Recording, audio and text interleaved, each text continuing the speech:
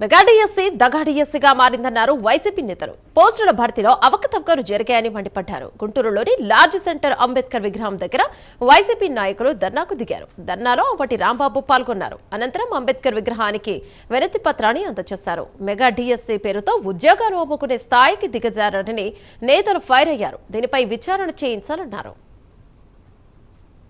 రిక్రూట్మెంట్లో చాలా అవకతవకలు జరిగాయనేటువంటి ఆరోపణలు మెండుగా వస్తున్నటువంటి తరుణం. నారా చంద్రబాబు నాయుడు గారు ఎన్నికలకు ముందు మేము వస్తే మా మొదటి సంతకం మెగా డిఎస్సీ మీద అని చెప్పాడు. 2 సంవత్సరాల తర్వాత మెగా డిఎస్సీలో 16,000 పోస్టులను ఫిలప్ చేయడానికి పరీక్షలు నిర్వహించారు. మెగా డిఎస్సీ అని అందరూ అంటుంటే అది పెద్ద దగా డిఎస్సీ అని ప్రజలు, నిరుద్యోగులు, అటెండ్ అయినటువంటి వారు కూడా అంటున్నటువంటి తరుణం. అసలు ఎందుకు ఈ మెగా డిఎస్సీ దగా డిఎస్సీ అయింది, ఏమిటి ఆరోపణలు, ఒకటి మనం పరిశీలిద్దాం. నెంబర్ 1, కృష్ణా జిల్లాలో ఫస్ట్ ర్యాంక్ వచ్చిన అతను పేపర్ లోడింగ్ లో ఉన్నాడంట. నవీన్ అనే అతను అలా పరీక్షల్లో భాగస్వామ్యమైన వ్యక్తికి ఎలా మొదటి ర్యాంక్ వచ్చిందనేది ఒక ప్రశ్న. కానీ మొదటి ర్యాంక్ వస్తే అతను ఉద్యోగం ఇచ్చారా? ఇవ్వాల. బండారం బయట పెడితే ఉద్యోగం ఆపారు. ఆపితే అతను ఊరుకున్నాడా? ఊరుకోలా. అతను హైకోర్టుకి వెళ్ళాడు. హైకోర్టు చివాట్లు పెట్టి ఏంటిది అంటున్నా. ఇది అవకతవక కాదా చెప్పాలి ముఖ్యమంత్రి గారు. సరే, ముఖ్యమంత్రి గారికి ఏం సంబంధం అని అంతా మన లోకేష్ బాబు గారు చూస్తున్నాడు అంటే లోకేష్ బాబు గారు దీనికి సమాధానం చెప్పాలి. నిన్న చంద్రబాబు నాయుడు గారు మహానాడులో గొంతు చించుకుని మాట్లాడుతూ ట్రాన్స్పరెన్సీగా మెగా డిఎస్సీ నిర్వహించామని. ఎక్కడ ట్రాన్స్పరెన్సీగా నిర్వహించారు? 16,000 పోస్టులుంటే 3% చొప్పున 421 పోస్టులను స్పోర్ట్స్ కేటాయించారు. స్పోర్ట్స్ సర్టిఫికేట్లు ఇచ్చారు. ఎవరు? మన లోకేష్ గారి నాయకత్వంలో మనిషిని పెట్టి అసలు ఆటలంటే తెలియని వాడికి స్పోర్ట్స్ సర్టిఫికేట్లు ఇచ్చారు. 421 మందికి ఇచ్చారు.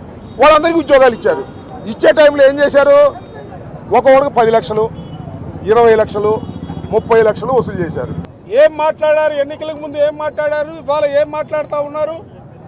ఈ రాష్ట్రాన్ని అక్షర క్రమంలో కాదు, అభివృద్ధి పదంలో కూడా దేశంలోనే మొదటి స్థానంలో తీసుకెళ్తామని చెప్తున్నటువంటి ముఖ్యమంత్రి చంద్రబాబు నాయుడు గారు, మీరు ఎన్నికల ప్రణాళికలో చెప్పినటువంటి అంశాలు, మీరు ముఖ్యమంత్రిగా ప్రమాణ స్వీకారం చేసినటువంటి తొలి సంతకానికి సంబంధించి డిఎస్సీని ఏ విధంగా పరీక్షలు నిర్వహించారో, ఆ పరీక్షల నిర్వహణానంతరం అభ్యర్థుల ఎంపికకు సంబంధించి ఏ విధమైనటువంటి మీ నియమ నిబంధనల్ని పాటించారో ఇవాళ యావత్తు భారతదేశం కూడా ఆంధ్ర రాష్ట్రం వైపు చూసి నవ్వుతా ఉన్నారు.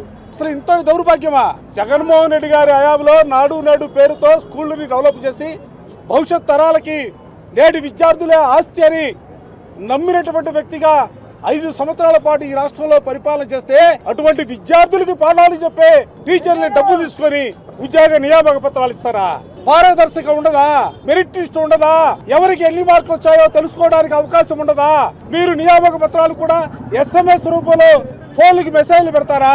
అసలు ఎక్కడైనా ఏ రాష్ట్రంలో అయినా దేశానికి స్వాతంత్రం వచ్చిన తర్వాత ఈ రాష్ట్రంలోనే, ఆంధ్ర రాష్ట్రంలోనే అనేక ప్రభుత్వాలు మారాయి, అనేక ముఖ్యమంత్రులు పరిపాలన చేశారు. కానీ ఏ ముఖ్యమంత్రి పరిపాలన కూడా వీసాలకు సంబంధించినటువంటి ఎంపికలు ఈ విధంగా జరిగినటువంటి సందర్భం ఎక్కడైనా ఒక్కసారి